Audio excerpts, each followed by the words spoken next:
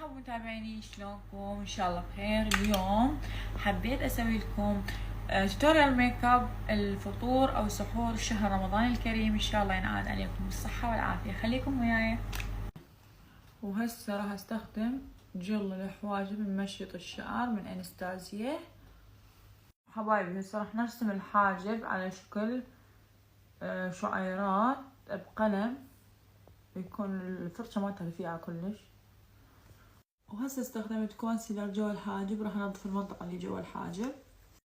هنا هسه راح اوزع اللون الفاتح على عظمة العين، وهسه راح نوزع اللون الغامق اللي هو بالوسط وسط العظمة. وهسه دا اوزع اللون جوا العين وادمجه باللون الاورنج. استخدمت جلاينر من انجلود، راح ابدي ارسم.